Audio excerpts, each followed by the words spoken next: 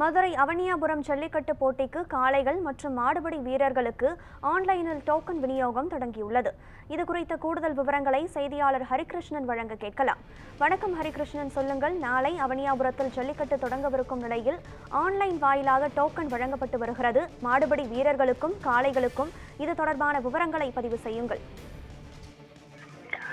மதுரை மாவட்டத்தில் பொங்கல் பண்டிகையொட்டி நாளைய மறுதினம் அதற்கடுத்த நாள் என 3 நாட்கள் தொடர்ச்சியாக ஜல்லிக்கட்டு போட்டிகள் நடைபெறுகிறது.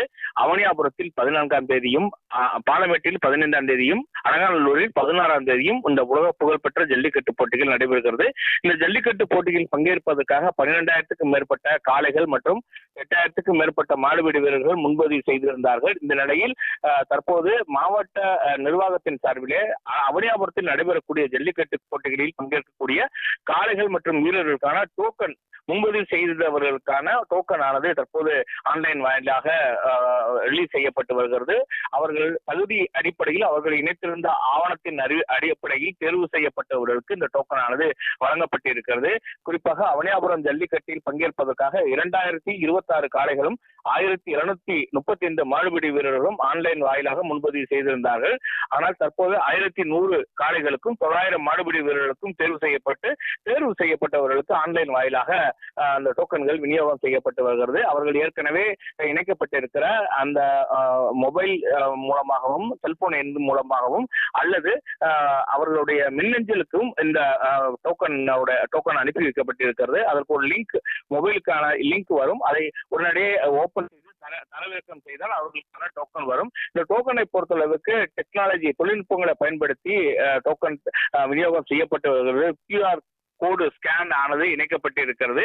போலி டோக்கன்களை தவிர்க்கும் விதமாக இந்த நடவடிக்கை எடுக்கப்பட்டு வருகிறது. கடந்த காலங்களைப் போலவே இந்த ஆண்டுகளும் அதை செய்யப்பட்டு வருகிறது. அதாவது காளைகள் கொண்டு வருவதற்கு முன்பாக, அதாவது ஜல்லிக்கட்டு நடைபெறுவதற்கு முன்பாக ஒரு 2 கிலோமீட்டருக்கு முன்பாகவே காவல்துறையினர் பாதுகாப்பு பணியில் இருப்பார்கள். காளைகளை ஏற்றி வரக்கூடிய அந்த டோக்கனை காண்பித்தால் அவர்கள் QR ஸ்கேன் செய்து பார்ப்பார்கள். போலி என தெரிந்தால் உடனடியாக அவர்கள் மீது நடவடிக்கை எடுப்பார்கள். சரியான டோக்கன் என்றால் உடனடியாக அடுத்த இடத்திற்கு அவர்கள் உள்ளே செல்வதற்கு அனுமதி அளிக்கப்படும். இப்படி ஏற்பாடுகள் செய்யப்பட்டிருக்கிறது. ஏறத்தாழ 2000க்கும் மேற்பட்ட காவல்துறையினர் பாதுகாப்பு பணியிலே ஈடுபட்டு வருகிறார்கள். அது மட்டும் இல்லாமல் இந்த ஜல்லிக்கட்டு பாதுகாப்பாக நடைபெறுவதற்கு அனைத்து ஏற்பாடுகளும் செய்யப்பட்டிருக்கிறது. குறிப்பாக வாடிவாசல் பகுதியிலே மாடுபிடி வீரர்களும் காளைகளும் பாதுகாப்பாக எந்த ஒரு காயமும் ஏற்படாமல் போட்டிகளில் பங்கேற்க கீழே தென்னை நார்கள் விரிக்கப்பட்டிருக்கிறது. மெத்தை போன்ற ஒரு அமைப்பு உருவாக்கப்பட்டிருக்கிறது. 2 அடுக்கு தடுப்பு வேலிகள் அமைக்கப்பட்டிருக்கிறது. இந்த 2 அடுக்கு இரும்பு தடுப்பு வேலிகள் 8 அடி உயரத்திற்கு அமைக்கப்பட்டிருக்கிறது. அதற்கு பின்புறமாக இருந்துதான் பார்வையாளர்கள் ஜல்லிக்கட்டை பார்ப்பதற்கு ஏற்பாடுகள் செய்யப்பட்டிருக்கிறது. இப்படி ஏற்பாடுகள் செய்யப்பட்டிருக்கிறது. நாளை காலை 7 மணியில் இருந்து மாலை 6 மணி வரைக்கும் இடைவிடாது 11 மணி நேரம் இந்த ஜல்லிக்கட்டு போட்டியை நடத்த திட்டமிடப்பட்டிருக்கிறது. ஒவ்வொரு சுற்றுக்கும் ஏறத்தாழ ஒரு 100 வீரர்கள், 100 காளைகள் என களமிறக்குவதற்கு ஏற்பாடுகள் செய்யப்பட்டிருக்கிறது. மேலும் இந்த ஜல்லிக்கட்டு போட்டிகளை பொறுத்தளவிற்கு இப்பொழுது ஏற்கனவே 12,000க்கும் மேற்பட்ட மாடுபிடி வீரர்கள், காளைகள் முன்பதிவு செய்திருக்கிறார்கள். அவர்கள் தேர்வு செய்யப்பட்டதற்கு முந்தைய நாள், அதாவது நாளை ஜல்லிக்கட்டு நடைபெறும் என்றால் இன்று காலையிலிருந்து அவர்களுக்கான டோக்கன் ரிலீஸ் செய்யப்படுகிறது. நாளைய பொழுது பாலமேடு ஜல்லிக்கட்டு போட்டிக்காரர்களுக்கும் நாளை மறுதினம் அலங்காநல்லூர் ஜல்லிக்கட்டுக்கும் டோக்கன் ரிலீஸ் செய்வதற்காக ஏற்பாடுகள் செய்யப்பட்டிருக்கிறது.